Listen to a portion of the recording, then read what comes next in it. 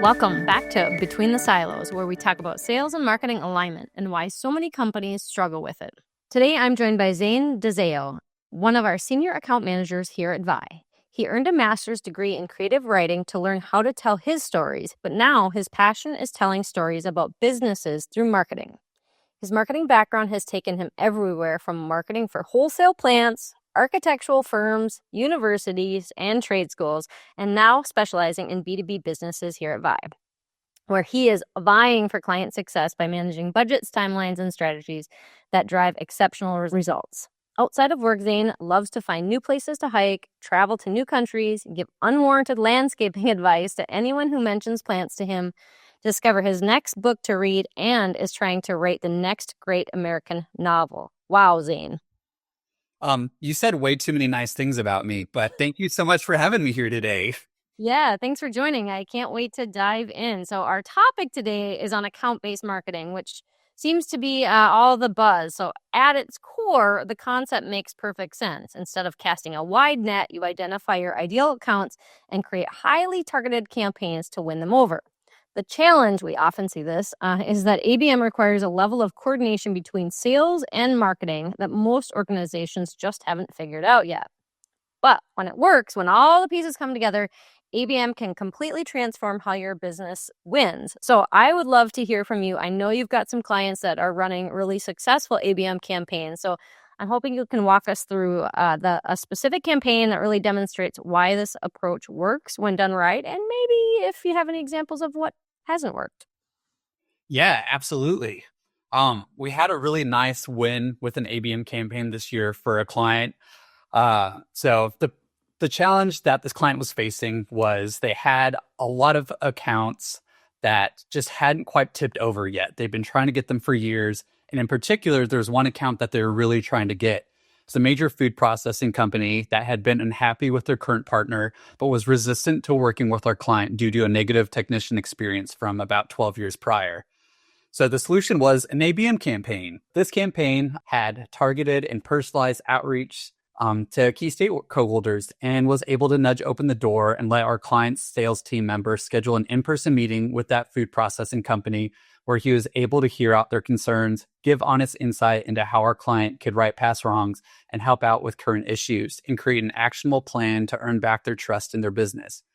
The results, like I said, were pretty phenomenal. They successfully won the account. They generated over $600,000 in revenue. They overcame a decade-old negative perception through a relationship-focused ABM approach. Seems so great and so obvious, right? And I think ABM gets sometimes a bad rap, and sometimes I think it's just maybe a little confusing of like what exactly is ABM. And I know we've actually had some clients who maybe see that differently. So I don't know, Zane, if you have any ideas, like who do you think is like right for account-based marketing? Have you seen anything in particular there? Yeah, absolutely. So we work with a lot of B2B clients, and ABM campaigns are the perfect tactic to utilize for them. There's different types of ABM, right? There's like one to many, one to one, one to a few. One to many isn't as applicable here because those are more like, how do we parse through a bunch of data to figure out the right type of accounts to target? In this instance with B2B, everybody in B2B is just really looking for long-term relationships. So when you're trying to get a new vendor or new customer, the sales process is a lot longer. And there tends to be some pretty heavy competition and a lot of resistance to change. So if you have a current vendor that you're unhappy with, it takes a lot of effort to convince you to change to a new one. So a one to few approach for ABM works really well here. Sales teams sometimes don't know exactly how to target certain accounts differently than other accounts.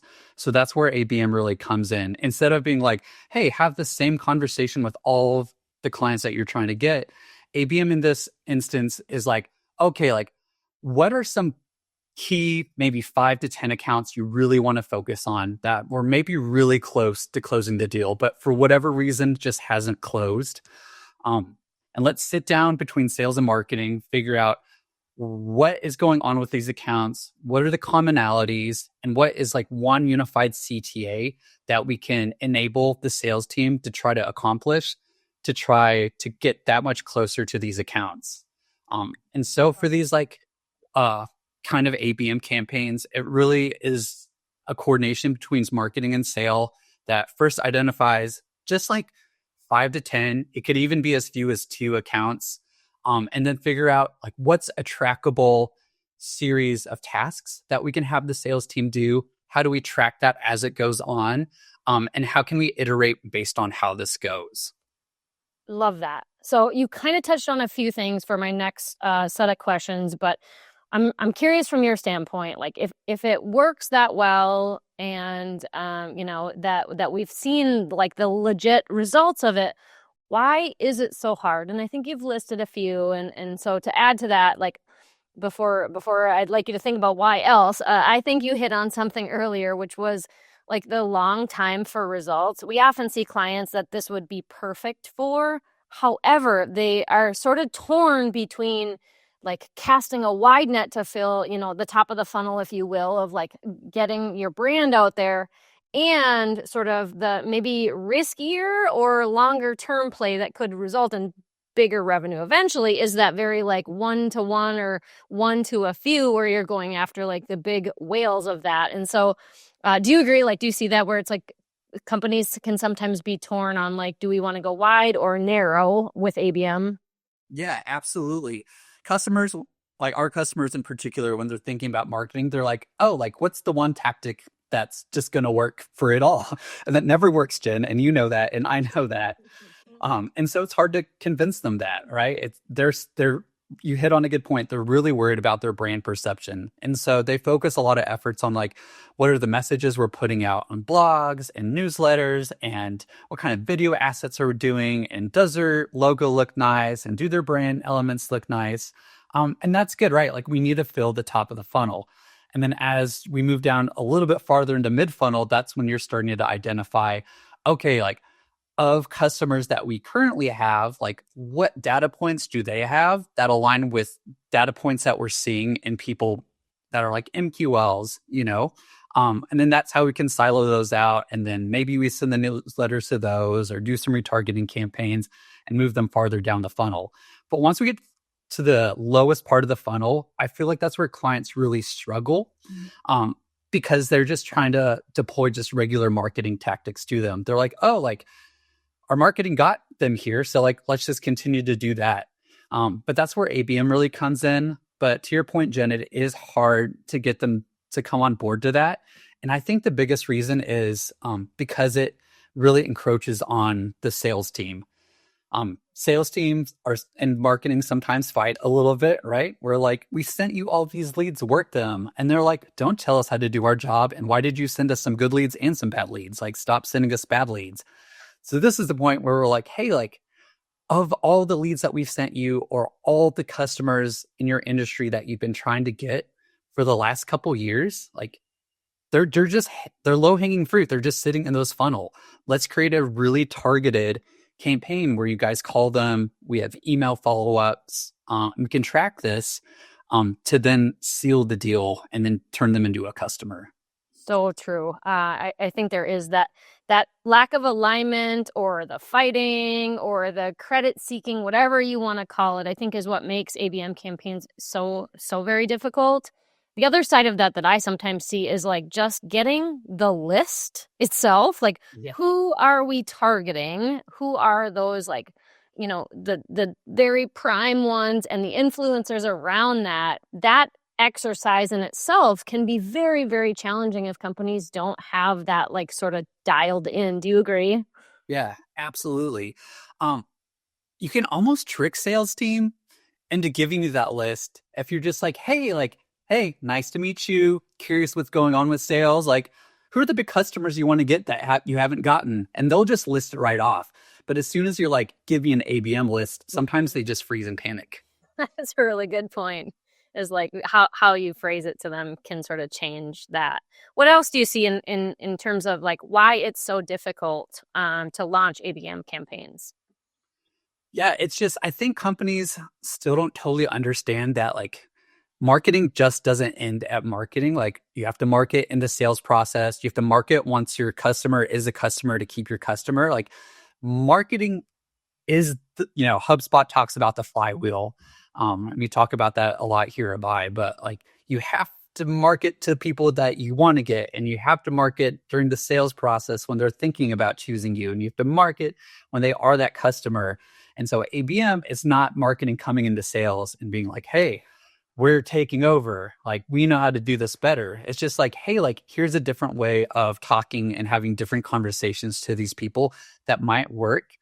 And what I find really helpful too is if you help describe it to them as a scientific approach. Hey, we're just going to take this pool of a couple customers. We're going to try a different approach, different conversations.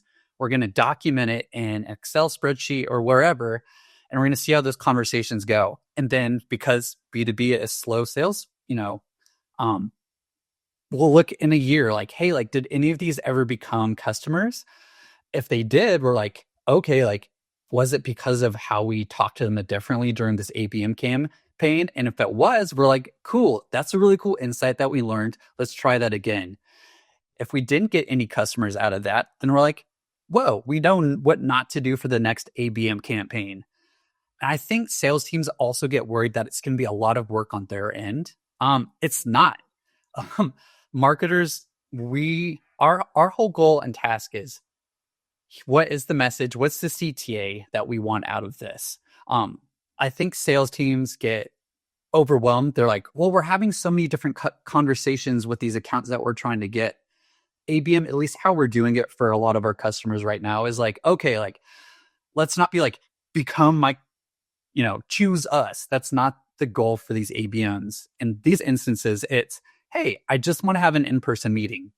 So it's a whole campaign just around like, hey, like, I know you've considered us before. I know you've said no to us a bazillion times. I'd love to come out and see your facility. This works so well for manufacturing, and we've seen really good results with this because it takes less pressure from the sales team to just like perform in a really big way to earn the account right away. And also for the accounts that they're trying to seek out, it also scares them less because it's not salespeople showing up being like, I'm going to show up and you're going to sign on with me or else, gosh darn it. It's just like, hey, like, I'm going to come to your facility.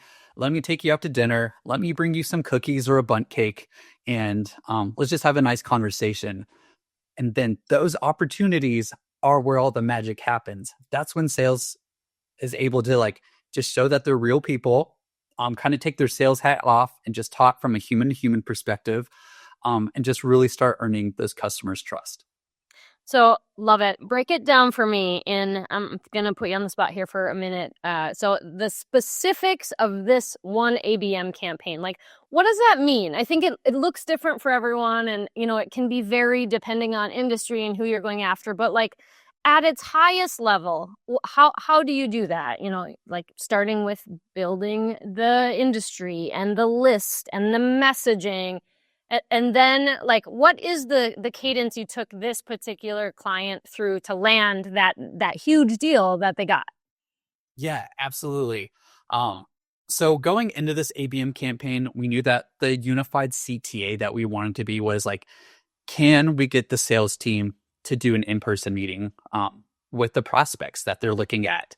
So going into that, we then created regular weekly 15-minute check-ins with this client's sales team.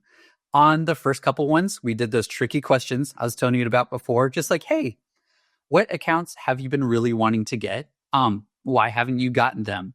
Through those talks and conversations, we put our marketing hats on and we're like, okay, well, it sounds like there's some animosity from past relationships or some bad press that, your company has had that they're worried about.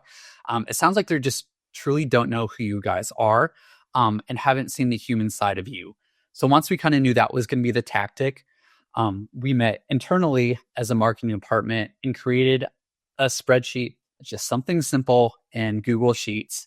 And we broke out a timeline. And then within that timeline, we also broke out what are the touch points and what are going to happen with these touch points.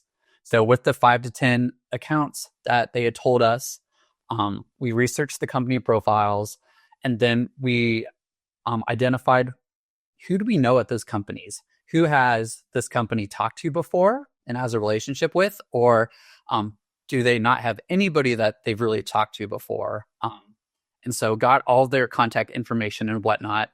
And then we decided, who at each company are we going to target first? Once we figured that out, we broke out, okay, what are all the initial touch points going to be?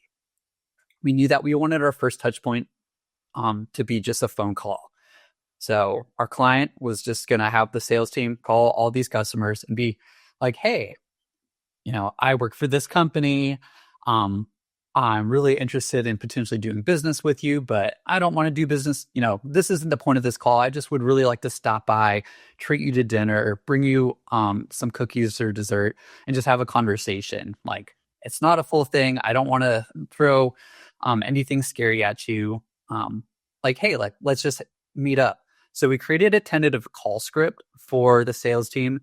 And again, they could kind of go off this, but it was really helpful. We found out for the sales team just to see, how could you have this conversation differently than you've been doing on your general sales prospecting? And then in this spreadsheet, based on one, did the person pick up the phone? Two, if they picked up the phone, did they say yes to an in-person meeting or did they say no? If they said no, was it a no, now's not a good time, or no, please don't ever call me back, I hate your company type thing? If they said yes to an in-person meeting, that speeds things up really quick. And then we're just prepare the salesperson for, okay, when did you schedule this out? What are the conversations going to look like in person? Are you going to take them to dinner? Are you going to bring them dessert? Whatever that may be. But most of the people aren't going to say yes right away. So if they called and they said, hey, this isn't a good time, or kind of not interested, we just enable the salesperson to be like, hey, no worries. We understand that you're really busy. We'll stay in contact. And then in the ABM spreadsheet, after the call, they would mark that hey, we did connect, but no, they don't want to meet right now. And then that triggered a series of 3 emails that we had put together to be sent out over a couple weeks to be like, hey, it was really nice talking with you. I hope things are going well. And then a follow-up email being like, hey, I know it's been about a month since we talked. Would love to schedule another time for me to come out if it's cool for you. And then a third one of hey, remember me? Let's talk. After those emails all deployed, we have had a couple other phone call touch points scheduled. After the second or third email went out, we would just enable the sales team to be like, hey, have been kind of in contact, just wanted to try one more time to see if there's a good opportunity for me to come by. If that was kind of incomplete and whatnot, we just kind of sent them on a long-term marketing journey and then moved to the next contact at the company. We didn't want to spam everybody at the company right away. That never looks good. That looks really spammy and feels more outbound of hey, I'm just going to knock on every door in the neighborhood. We wanted this to feel very inbound, organic, just hey, how can we help you? How can I just see your facility and just learn more of who you are as a company? So that's kind of how we tracked it. And really, that's as simple as we really made it for this. So every couple weeks, us at Vibe met with our client sales team, just be like, who do you contact? How the conversations go? Did we schedule any in-person meetings? And through that, through our first 10 outreaches, we scheduled a couple in-person meetings, and one of them turned into one that had that phenomenal result that we talked about earlier in the podcast. The craziest thing was that was the one we were most worried about and had the least hope that would turn into a customer. They'd only said bad things about our client and had been really resistant to talking to anybody because they had that really terrible experience with our client's technician 10, 12 years ago. So the fact that that was the first one that turned into a customer and a new deal really gave us hope that hey, we got the data that we needed to iterate. And it seems like this, for now, this is the right route to go for this ABM campaign. Love it. What's so interesting is it's the motions aren't that wildly different. It's just the very high value account and treating each account as its individual market, and then using like the standard principles, right? Like making sure you have a target list and making sure your outreach is super personalized and is meaningful to them. And then, like you said, aligning sales and marketing. And then it's all the multi-channel things. Like when you were going through, Zane, the list, I'm like, I've seen some where they're targeting paid ads around them, or where they're doing direct mail pieces or LinkedIn in-mails or inviting them to events. And the multi-touch can be very different depending on the client, but like the motions are similar, the targeting and the messaging very pointed. Do you agree with that? Yeah, absolutely. I did mention this, forget a step. We did have them add them on LinkedIn as well. So that was one of the early touch points. So if they weren't already connected on LinkedIn, make sure that they added them, introduced themselves around the same time as the phone call. But yeah, I've also seen like if you're having a bigger scale one, if you're doing a one to few and it's maybe slightly bigger, yeah, like retargeting ads work really nice, or custom mails that come through to just kind of talk about like, hey, like, here are some case studies of how we have helped other companies like you. And so that way it feels less like this is us trying to get your business and just more like, here's what it looks like to be our customer. And also like, maybe here's some assets or resources that we found that are really helpful in the industry right now, that we thought would be helpful for you to have and look at. Yeah, I love that. So in closing, should everyone do ABM campaigns or not? Your advice. Especially in B2B. I just attended the Inbound conference that HubSpot put on last week, and the big hype was talking about AI and all this stuff. But all tactics, even with AI and everything going on, still boiled down to marketing as a human to human interaction. And that couldn't be more prevalent with the clients that we work with, Jen, because B2B is like the sales cycle is so long and they want to have partnerships and customers for such a long time. So they're really just trying to hire a company that they feel comfortable with, that they feel like is a friend, and that they know will drop their hat at any moment to help them out. And ABM is one of the best ways to prove that, because in our instance, in our kind of tactic that we live here is like, let's just get you in front of these people on the ground, face to face, and just prove that you're a human that they like and they could see themselves working with for a long time. Love it. The only caveat I would add is like, sometimes it does take a long time. Like the sales cycle is longer, but the impact should be greater. And so I think there's just that like little cautionary tale. Sometimes we have a lot of clients who are like, they want, give me leads and give them to me now. And this motion, when you are getting that specific and trying to land a specific account, sometimes it can take a little bit longer. Yeah, absolutely. But then like, hopefully you convince them to do ABM and you let it do for over a year. And then hopefully like as that rolls out, they see the kind of success that happens. Because what like tends to happen is like, if we do get one of their sales team members in front of one of the prospects, then they learn something about the prospect. Oh, this prospect really likes cheese. So in a month later, they're like, hey, like sent you some cheese, was thinking about you, really loved our conversation. It was so nice of you to meet me there, and they're like, hey, just, I really like cheese. And then they start ponding about cheese. And then they learn that they like golf. And they're like, hey, like I'm in your area. Would you even consider maybe having a golf game with me? And they're like, yeah, like maybe, but promise you won't talk about business. Then the sales team member is like, I promise I won't talk about business. And then through that, like you just show the human aspect, and you show that like you're just starting to interact with them as a human, and it doesn't feel as predatory, like you're preying on them only for their business as well. Like that's some of the magic that comes out of these ABM campaigns, but it can't be rushed and it doesn't happen in the first week. I really love that, because what you just said, to put the human piece of that, it's not about just deploying a series of email campaigns or a series of whatever that is. It truly is being human, relational, and like personalized to a way that really matters. Right, exactly. It's like we're all humans at the end of the day, right? Like we want to work with other humans. And that's essentially what this does. Yeah, love it. Okay, are you ready? We've got hot seat. Oh my goodness. All right. I forgot. Okay, here we go. Read before bed or phone scroll? Read before bed 100%. I have 2 English degrees. I'm a big book nerd. But the bad thing about reading before bed is I feel like I've been having a Pavlovian response. So anytime I read during the day, I automatically start getting sleepy. I think that's because I primarily have taught myself to read before bed. Oh, I love it. That's funny. I feel like I know the answers to all these, but we'll see if you surprise me. Camera on or camera off? Camera on for sure. I'm sure you could have just answered Yep. that for me. You can't see this right now, but I've been talking with my hands the whole time here. And I feel like people just, I feel like I need to fully communicate my whole self and my ideas on a phone call or a Zoom call where you can see my face. I agree. And your big smile, like always have, infectious. Oh, goodness. Stop. Well, stop. All right. Last one. Favorite or least favorite corporate jargon? I can't stand circle back. I'm a very like action oriented guy. And so circle back to me means like, oh, this is going to get lost in the ether and we're not actually going to talk about this. I'm like, no, we're circling now. Like, let's talk about this. One of my, well, I guess I have two favorites. One, I have a client that says that does not meet my expectations. It's kind of harsh, but I really like the phraseology of it.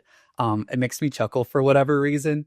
And then two, this might, say too much about my psyche, but I love putting in an email per my previous email. If like you've sent the same thing to a client a couple times and they haven't been reading the emails, like nothing gives me more satisfaction than using that.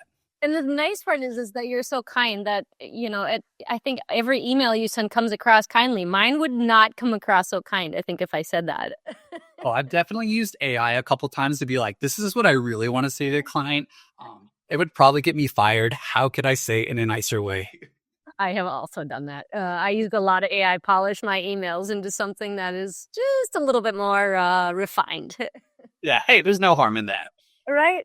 Yeah. Well, thank you so much. This has been really valuable. I think breaking it down, even in the specifics, was super helpful for our listeners to hear about ABM and maybe some areas they're struggling and maybe some things that they can do to launch some ABM campaigns on their own.